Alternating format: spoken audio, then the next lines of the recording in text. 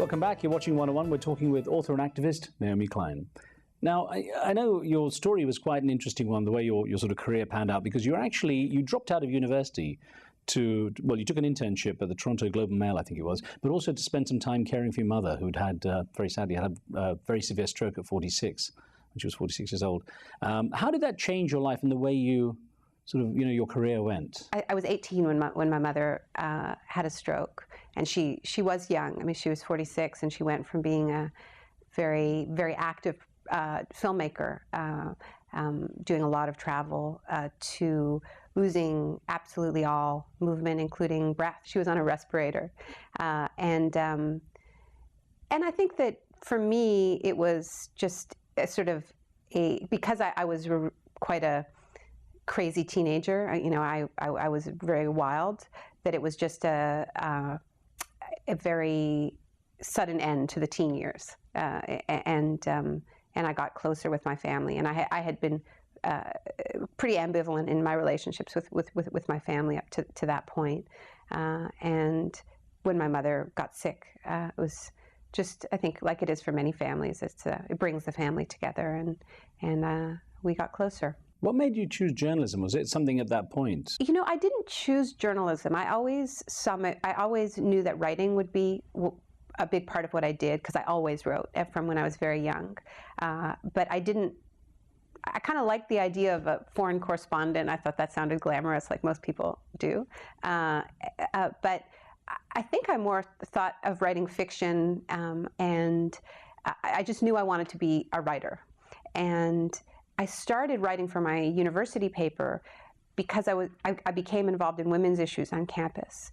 And I was writing about those issues for the campus newspaper. And so, in terms of thinking of myself as an activist journalist, in a sense, that's still what I do. I care about the issues, and I write about them. It's not just that I'm a writer for hire and I'll write about anything you tell me to write about. I've always been sort of resistant to that idea, that my writing comes out of my passion for these subjects. And writing is my tool. It's actually the form of activism that I'm most comfortable with. I'm not actually comfortable chanting or holding placards. And I think there's a wonderful tradition of writing being part of movements for social change. And so I've always seen my journalism that way.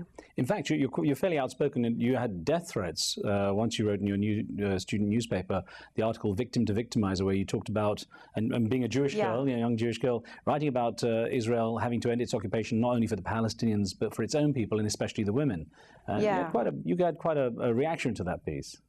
I did. It was important preparation for the kinds of controversies that I deal with now as a writer. I don't think I've ever dealt with that level of hate. That actually, and I was only, I think I was 19. It was quite young, and I had gone to Israel with my mother after her stroke.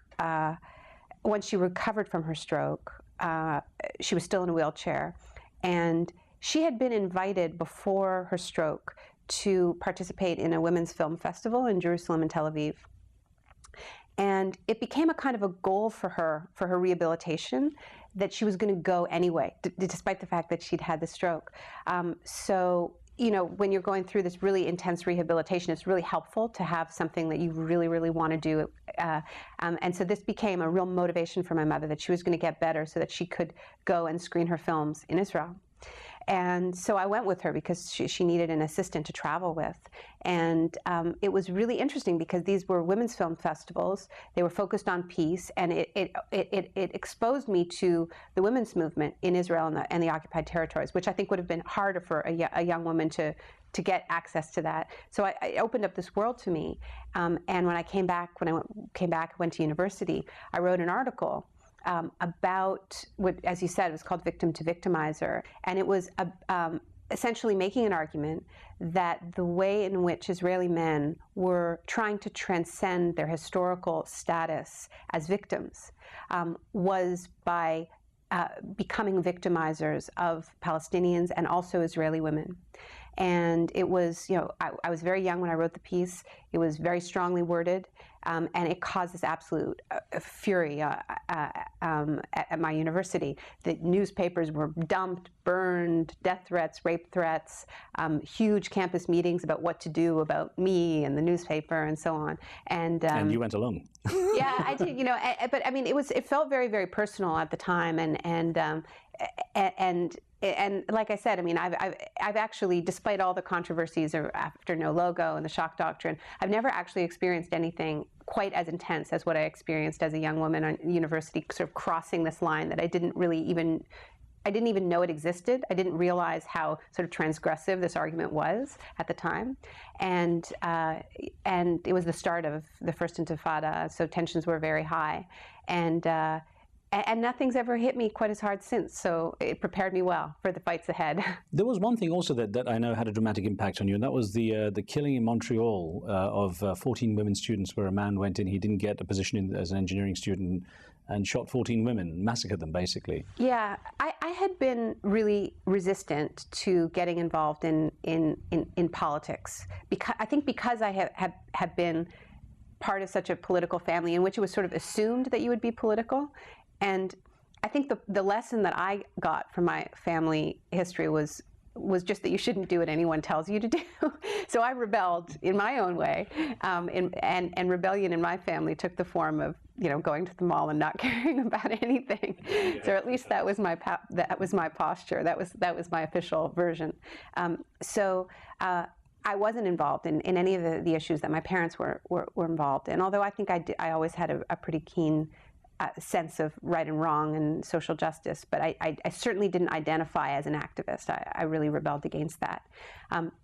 But in my first year of university, there was an event that had a huge impact on women in Canada.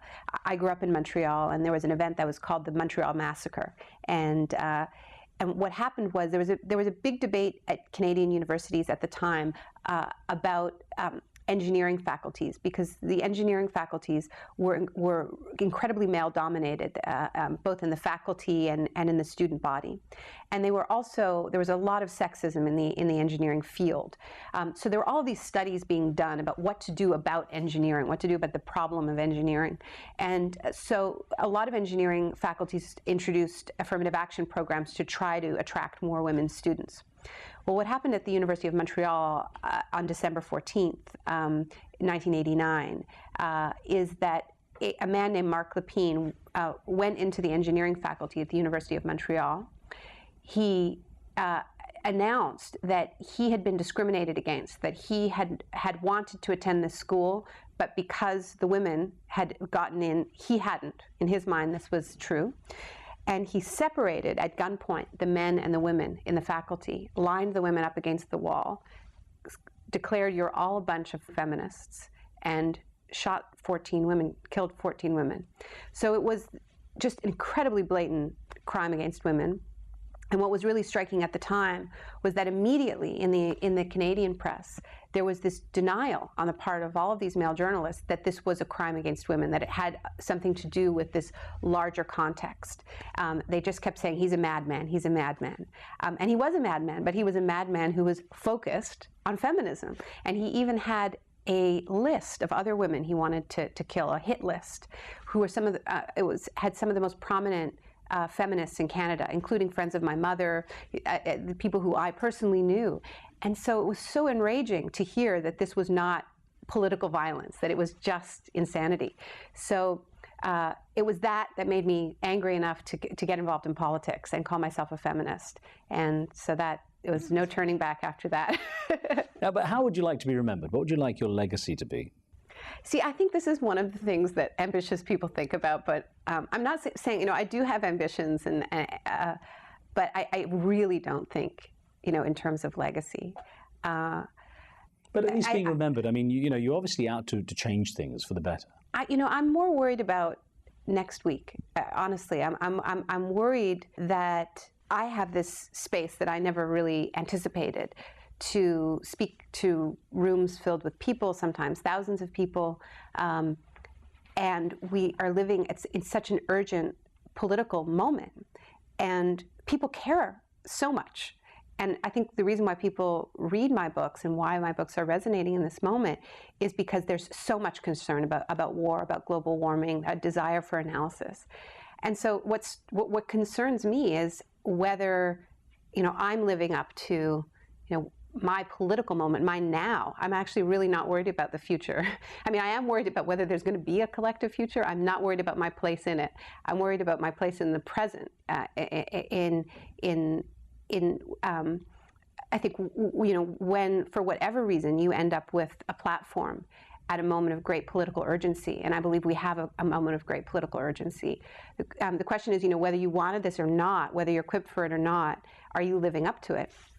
And I beat myself up about that. I don't think I am living up to it, actually. I mean, I think people are ready for more, and I think I probably do too much diagnosing the problem when actually where the urgency is people want solutions, and I need to be better at that. Naomi, I want to thank you very much for talking with us. Good luck with everything. Thank you.